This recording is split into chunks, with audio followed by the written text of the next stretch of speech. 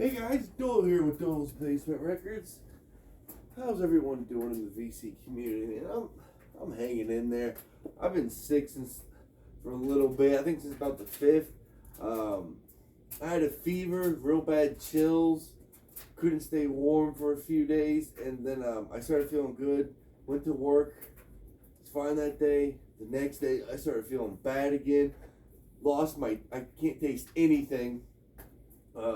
Can't smell anything. I did a video. What was I eating? I was eating like a cheeseburger, and I was showing, I put like the most hot sauce you could see on a hamburger just in one bite, and took a bite and videotaped it and showed my friends. Like, good God, you couldn't taste. I'm like, dude, I can't taste anything. And I'm a big dude, man. Like, I'm 6'5", 285, 290. I like eating. I can't taste jack shit, man, and I'm not happy about this. Tomorrow I'm getting a COVID test. Hopefully it's not that, because I am vaccinated, but who knows? Apparently you can still get it. And I think that me not being able to taste anything or smell anything, I would assume I have it. But anyways, this is going to be an episode. Sorry if my voice sounds different. This is going to be an episode my dad sent me. He knows I'm a giant Tom Waits fan, as you guys know who watch the channel. Massive, massive Tom Waits fan. Own pretty much everything he has. He sent me his list, Tom Waits' top 20 albums of all time, his personal favorite albums. And I was like, man, cool, I'm going to do a little video on this. And, some of these people I have not heard of, not going to lie. And then, there's only a few of them that I have heard. I would say kind of about 50, almost 50-50 on the people I've know. And then I've even listened to these albums either. A few out of the list, a few of these I have listened to, but not many. But before I did this video, I kind of digged in and kind of listened to a little bit. I'm definitely going to be, I told my dad I'm going to listen to every single one of these albums. But when he showed it, it showed the top and it went down. I don't know if, the top starts at 20 and go all the way down, or does it start at, I believe so. So, here we go. We got the album called Delivery Man by Elvis Costello. As you guys know, I just started getting into Elvis Costello. I still have not listened to him yet. Dude, my dad, it's funny. He's like, I can't stand Elvis Costello. His wife has all the talent. He's always giving him shit. If you don't know who his wife is, she's a phenomenal jazz piano player. Next is a fantastic album. Big fan of his. Love Primus, but it's Les Claypool's solo, the Purple Onion album. You want to talk about some great bass lines in an album. Check that album out. Next, I am going to listen to this album fully on YouTube, I think pretty much when I'm done with this video. A band called Hound Dog, and the album's called Hound Dog, or it's their debut. I listened to 2 minutes of the first song. My God, it's you can definitely see why Tom Waits likes it, because it's kind of like Tom Waits, which there's quite a few of these artists, musicians that are kind of like him. This is one I was not familiar with. Mark Ribbett, or Robert. It's not really Robert. Ribert, maybe. Cuban put. Oh my God. Carbonero's Posthumously. I can't read my own handwriting. How embarrassing. I think it's Cubans. Cabana.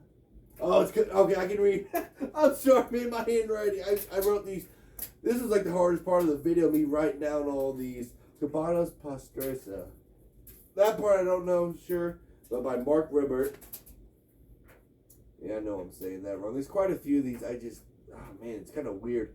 Alright, for the next album, Prison Songs by Murderous Homes and Alex Lonnox. Never heard of.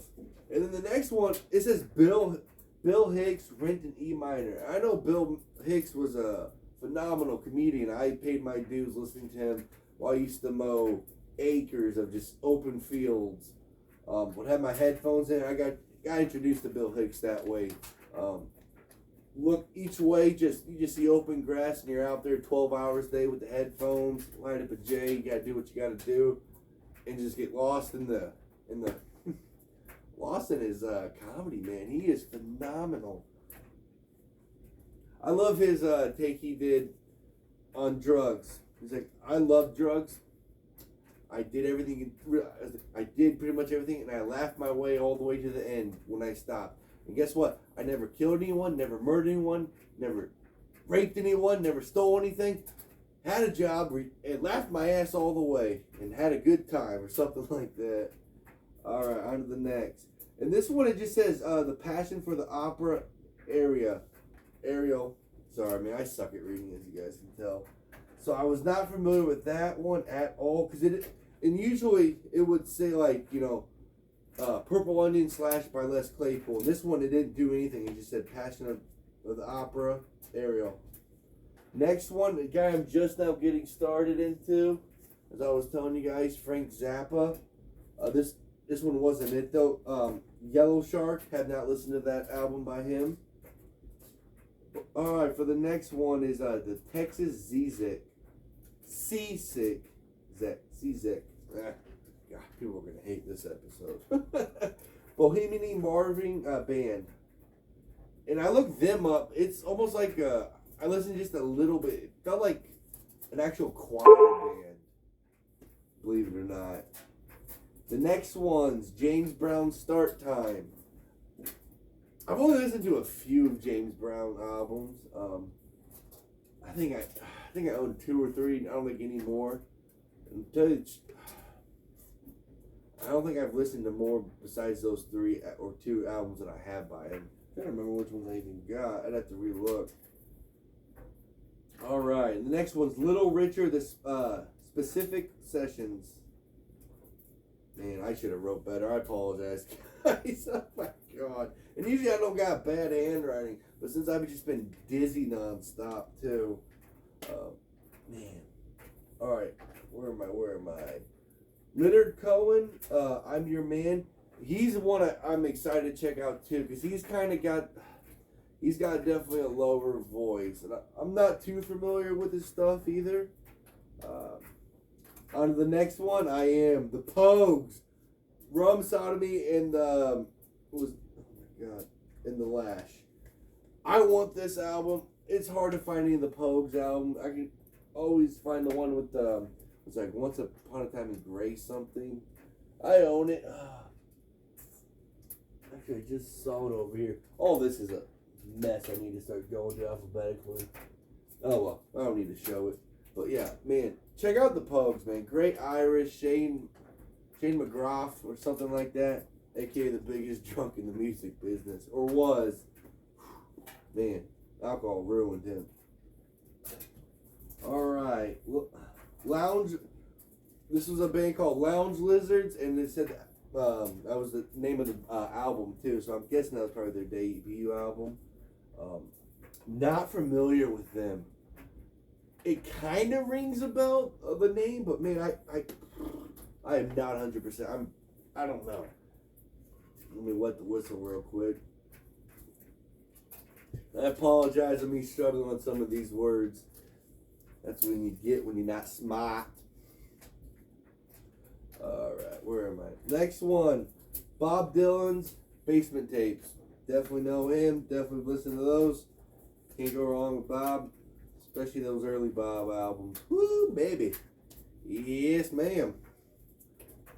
Alright, on the next one.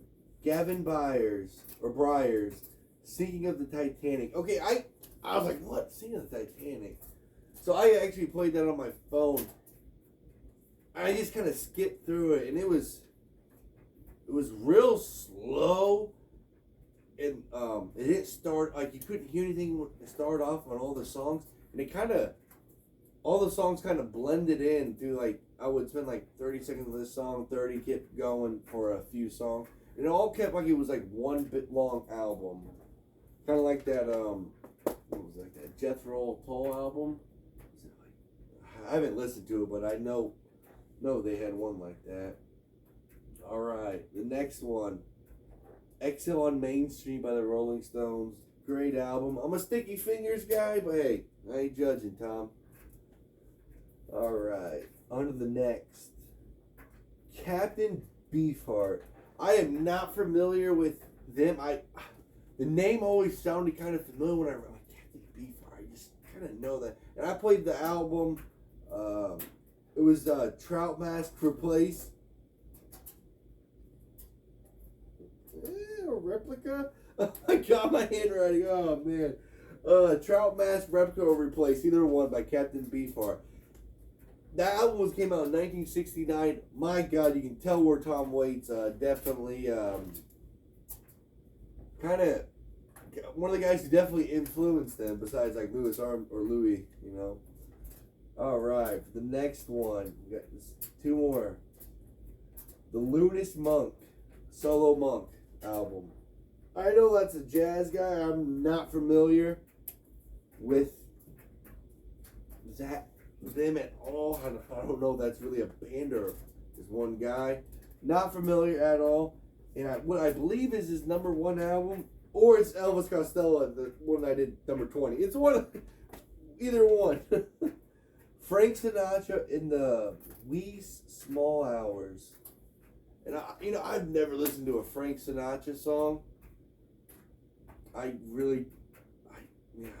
I've heard songs of him like in the movies, like in the background, him playing.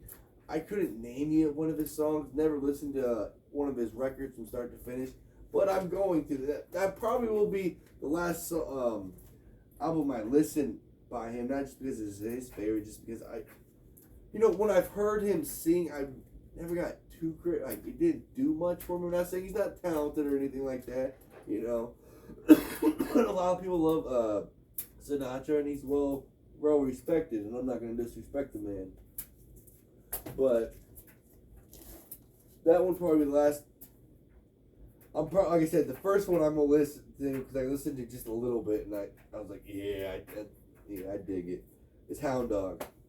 So, all right, guys, that's gonna be it for this episode. Please hit that like button, hit the subscribe button, leave me a comment, let me know if I suck, and I know I did a horrible job, and I apologize on my reading on some of these names. I'm just not the brightest person. These are big words.